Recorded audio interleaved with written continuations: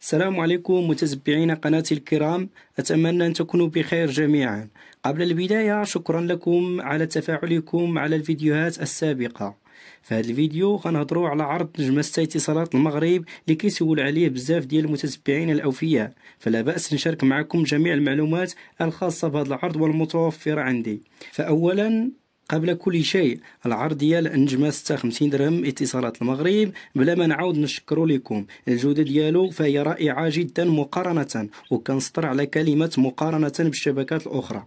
أما النقطة الثانية، فالعرض حاليا ما كاينش توقف، أما بخصوص التاريخ فوقاش غيرجع فراه ما كاينش شي تاريخ محدد، وكذلك واش غيرجع أصلا ولا لا فمازال ما كاينه حتى أخبار صحيحة، ولكن غالبا غيرجع نظرا للنجاح اللي لقاه هذا العرض هذا.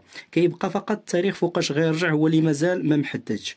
اما بخصوص العروض الاخرى اللي كاينه حاليا في اتصالات المغرب النجمه 6 هما كالتالي: ف5 درهم كتعطيك 100 ميجا صالحه لمده 3 ايام، اما 10 درهم كتعطيك 300 ميجا صالحه لمده 7 ايام، 20 درهم كتعطيك 1 جيجا صالحه لمده 15 يوم، 30 درهم كتعطيك 2 جيجا صالحه لمده 30 يوم. وكتنبيه راه هاد 30 درهم اللي كتعطيك 2 جيجا صالحه لمده 30 يوم ليست غير ماشي داك العرض ديال لا محدود، فقط 2 جيجا كتسالي بالاستهلاك ديالك ليها.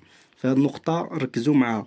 فهذه هي العروض حاليا اللي كاينه بالنسبة للناس اللي كيسولوا بغات ديرهم على ما يرجع العرض ديال 50 درهم نجمة 6. فهذه هي العرض اللي فهادو هما العروض اللي كاينين حاليا في اتصالات المغرب، وكنتمنى نكون وضحت لكم جميع التفاصيل الخاصة بهذا العرض ديال 50 درهم نجمة 6 اتصالات المغرب. ونهار غيرجع العرض نحط لكم شي فيديو توضيحي اخر الا كانت شي حاجه خاصها توضح. فتحيه طيبه لكم جميعا بدون استثناء، والسلام عليكم ورحمه الله تعالى وبركاته.